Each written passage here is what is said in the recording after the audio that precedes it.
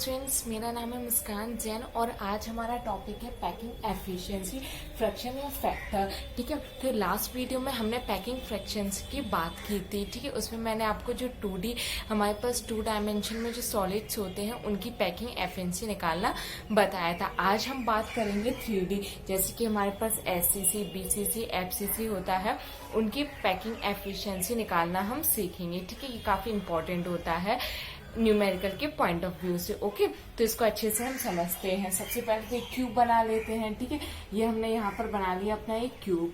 ठीक है, सबसे पहले बात करेंगे हम SCC की। ठीक है, तो जो हमें पता होना चाहिए, SCC में जो लैटिस पॉइंट्स होते हैं वो कहाँ पर प्रेजेंट होते हैं? कॉर्नर्स पर। ठीक है, इस टाइप से। ओके, हम बात कर रहे हैं SCC की और बात किसकी कर रहे हैं? 3D की कर रहे हैं। तो 3D में हम क्या लेते हैं? वॉल्यूम लेते हैं। ठीक है, इस चीज का हमें ध्यान रखना है। अगर 2D होता है तो एरिया लेते हैं और 3D होता है तो क्या लेते हैं? वॉल्यूम लेते हैं। और वॉल्यूम क्या हो जाएगा हमारे पास? 4/3 पाई आर क्यूब। ठीक है, ये हो जाएगा। और इसकी साइज तो हमें पता होती है कि हम इसको A मानते हैं, तो इसका टोटल वॉल्यूम कितना हो जाएगा?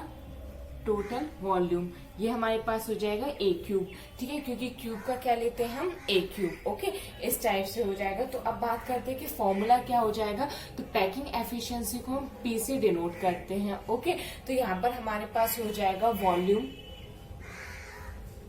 Occupied by lattice point. ठीक है, ये जो लैटिस पॉइंट्स हैं इनमें जो वॉल्यूम ऑक्यूपाइड किया है वो अपॉन में क्या हो जाएगा हमारे पास? Total volume. ठीक है, टोटल वॉल्यूम हो जाएगा हमारे पास और इनटू क्या हो जाएगा? 100 हो जाएगा। इसको हम किस में निकालते हैं? परसेंटेज में निकालते हैं ऑफ यूनिट सेल। ठीक है, total volume of unit cell, volume occupied by lattice point. ये हमारा किसमें? 3D में फॉर्मूला होगा। किसके लिए? SCC के लिए। ठीक है, तो अब निकालना भी देखते हैं। तो यहाँ पर क्या हो जाएगा कि सबसे पहले तो हमें ये पता होना चाहिए कि SCC में कितने नंबर ऑफ लैटिस पॉइंट्स हमारे प्रेजेंट हैं। ठीक है, तो इसका तो हमें पता है कि 8 प्रेजेंट है, बट अगर नहीं पता हो तो क्या कंसीडर कर लेते हैं? Z यहाँ पर क्या हो जाएगा? Total number of lattice point. ठीक है, तो ये Z इंटू यहाँ पर volume occupied by lattice point, तो यहाँ पर हो जाएगा 4/3 पाई आर क्यूब अपॉन में total volume of unit cell. ये हमारे पास एक यूनिट सेल दी है, इसका टोटल वॉल्यूम कितना हो जाएगा? A क्यूब हो जाएगा इंटू 100 हो जाएगा। किससे डिनोट करते हैं? P से। ठीक है, तो ये हमारे पास इस टाइप से हो जाएगा। अगर हम इसको पूरा कैलकुलेट करेंगे तो यहाँ पर सबकी वैल्यू पुट करनी पड़ेगी। हमारा है ये जनरल फॉर्मूला है, इससे आप याद रख सकते हो ये वाला फॉर्मूला। ठीक है, यहाँ पर P क्या है? पैकिंग एफिशिएंसी है, volume occupied by lattice point. ठीक है, यहाँ पर जो वॉल्यूम, यहाँ पर जो स्पेयर्स दिए हुए हैं या फिर एटम्स दिए हुए हैं या फिर लैटिस पॉइंट्स दिए हुए हैं, इन्होंने कितना वॉल्यूम ऑक्यूपाइड किया है। ठीक है, उसके बाद total number of unit cell, total volume of unit cell, ये जो यूनिट सेल का टोटल वॉल्यूम है तो वो उसको, ठीक है, इंटू 100 और ये P। उसके बाद यहाँ पर बात आती है फिर ये वाला जो मेन फॉर्मूला है, ये कैसे आप याद रखोगे? यहाँ पर कितने लैटिस पॉइंट्स हैं। ठीक है, तो यहाँ पर number of lattice point into में क्या हो जाएगा? Volume occupied by lattice point, ये अपॉन में A क्यूब जो हमारे पास टोटल वॉल्यूम होगा यूनिट सेल का और इंटू 100। ठीक है, इस टाइप से। अब बात करते हैं, अगर हम यहाँ पर निकालें तो SCC के लिए अगर हम निकालते हैं किसी भी लैटिस पॉइंट की वैल्यू तो किस टाइप से निकालेंगे? किसके कॉर्नर्स पर लैटिस पॉइंट प्रेजेंट होता है। ठीक है, तो उसका कितना पार्ट यहाँ पर होता है? तो यहाँ पर 8 हमारे पास क्या होते हैं? लैटिस पॉइंट होते हैं। बात कर रहे हैं 8 की, इंटू ये कितने में डिवाइडेड रहता है? 8 में डिवाइडेड रहता है, क्योंकि हम ये यूनिट सेल ले रहे हैं। ठीक है, अगर हम पूरा लैटिस लें तो यहाँ पर भी एक क्यूब होगा, यहाँ पर भी होगा, यहाँ पर भी होगा, यहाँ पर भी होगा। तो एक एटम कितने डिवाइड, एक एटम होता है वो 1/8 टाइम्स डिवाइडेड होता है। ठीक है, तो यहाँ पर अगर हम इसको कैंसिल करें तो क्या आ जाएगा? टोटल हमारा SCC में 1 आ जाएगा। ये किसकी वैल्यू आ जाती है? Z की वैल्यू आ जाती है। ठीक है, तो यहाँ पर 1 इंटू 4/3 पाई। ठीक है, और यहाँ पर R/A का होल क्यूब। ठीक है, इस टाइप से इंटू 100 और यहाँ पर ये P। जब क्या R पर भी क्यूब था, A पर भी क्या था, तो उसको एक साथ लिख दिया। अब बात आती है कि इनकी वैल्यू हमें फाइंड करनी है। तो प्रीवियस वीडियो में मैंने आपको बताया था कि ये हमारे पास क्या रहता है? A। ठीक है। और यहाँ पर ये कॉर्नर्स पर इस टाइप से प्रेजेंट होंगे, तो इनकी रेडियस क्या मान लेते हैं हम r, और इंटर आयोनिक डिस्टेंस क्या हो जाएगी d हो जाएगी, ठीक है। तो मैं आपको रिलेशन बताया था a equals to d equals to क्या हो जाता है 2r, ठीक है। इस टाइप से ये मैंने आपको बताया था किसके लिए, एससीसी के लिए। अगर आपने नहीं देखा है तो आप मेरे प्रीवियस वीडियोस जाकर देख सकते हो, तभी आपको ये समझ में आएगा, ओके। तो यहाँ पर ये a equals to d equals to क्या होता है 2r होता है। तो यहाँ पर हम किसी की भी वैल्यू पुट कर सकते हैं, तो हम a की वैल्यू पुट कर देते हैं। a इक्वल्स टू क्या दिया हुआ है 2r दिया हुआ है, ठीक है। तो यहाँ पे p इक्वल्स टू हो जाएगा 4/3 पाई, यहाँ पे r/2r इंटू 100, ठीक है। तो इससे ये कैंसिल हो गया, ठीक है। अब जब हम इसकी पूरे वैल्यू को कैलकुलेट करते हैं यहाँ पर, तो ये हमारे पास आता है 52%, ठीक है। तो इसकी जो पैकिंग एफिशिएंसी निकल के आती है फॉर एससीसी वो कितनी हो जाएगी 52%। तो यहाँ पर लिख देते हैं इसके लिए हो जाएगी 52%, ओके। इसी टाइप से अब बात करते हैं बीसीसी के लिए, ओके।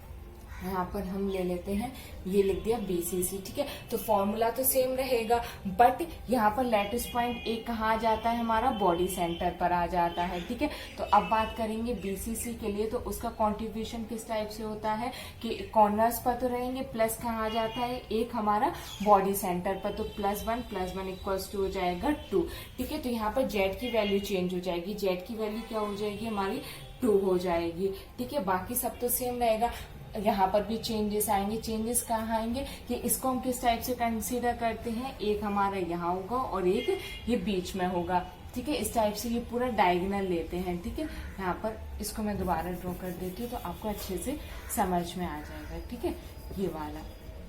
अब बात कर रहे हैं हम बीसीसी के लिए, ठीक है। इसके लिए अगर हम ये जो क्यूब है इसको ड्रॉ करेंगे तो इस टाइप से, और यहाँ पर जो डायगोनल लेते हैं वो बॉडी डायगोनल लेते हैं, ठीक है। यहाँ पर एक ये हो जाएगा, एक हमारा ये हो जाएगा और ये बीच में हो जाएगा, ठीक है।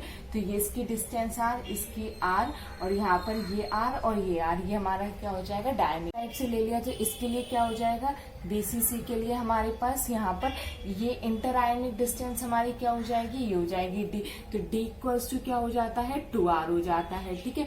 तो यहाँ पर हमारे पास, और जो हमारे पास बॉडी डायगोनल होता है वो क्या होता है √3a इक्वल्स टू क्या हो जाएगा 4r हो जाएगा।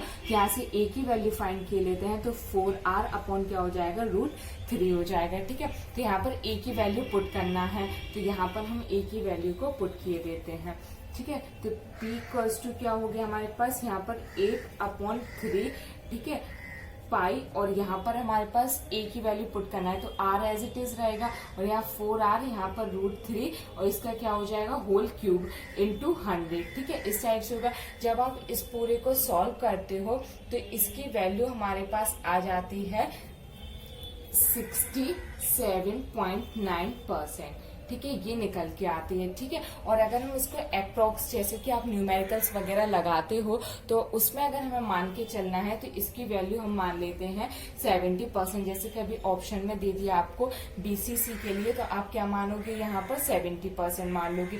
न्यूमेरिकल सॉल्व करने में प्रॉब्लम आ रही है तो मान लोगे, वरना 67.9 क्या हो जाता है 68 भी हो जाता है, ठीक है।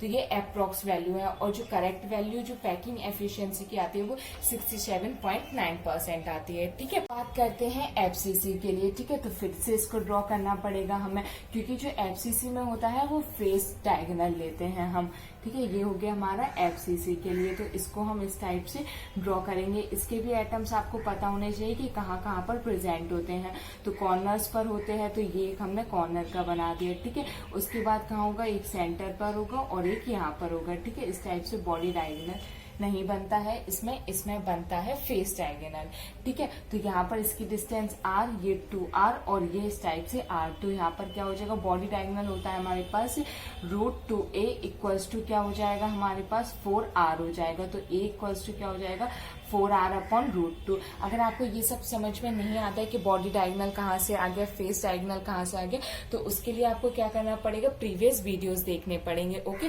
मैंने लेक्चर 1 बिल्कुल स्टार्टिंग से आपको ये समझाया है, तभी आपको ये सारी चीजें समझ आएंगी। ओके, तो अब बात करते हैं यहाँ पर एफसीसी के लिए। ठीक है, एफसीसी के लिए क्या हो जाएगा, हमारे पास कॉर्नर्स पर तो प्रेजेंट होते हैं, प्लस कहाँ पर प्रेजेंट होते हैं, फेजेस पर। फेस कितने होते हैं, 6 होते हैं। कॉन्ट्रीब्यूशन कितना होता है, 1/2 होता है, तो यहाँ पर ये 3, तो यहाँ पर ये क्या हो जाएगा, 3 + 1 कितना हो जाएगा, 4 हो जाएगा। तो जेड की वैल्यू हमारी कितनी निकल के आई है, इसके लिए जेड की वैल्यू हमारे पास यहाँ पर निकल के आ गई है, इसके लिए P = 4 × 4/3 पाई। ठीक है, अब R की वैल्यू हमें यहाँ पर A की वैल्यू यहाँ पर पुट करना है। A की वैल्यू क्या हो जाएगी, 4r/√2। तो यहाँ से R कैंसिल, यहाँ पर होल क्यूब × 100। ठीक है, इस टाइप से। तो यहाँ पर इसकी जो पैकिंग एफिशिएंसी आती है, तो P = हमारे पास यहाँ पर होता है 74%। ठीक है, तो इसकी जो पैकिंग एफिशिएंसी निकल के आएगी वो आएगी 74%। ओके, तो इस टाइप से हम किसी भी 3D सॉलिड के पैकिंग एफिशिएंसी को निकालते हैं। आई होप आप लोग को ये अच्छे से समझ में आया होगा। Thank you so much.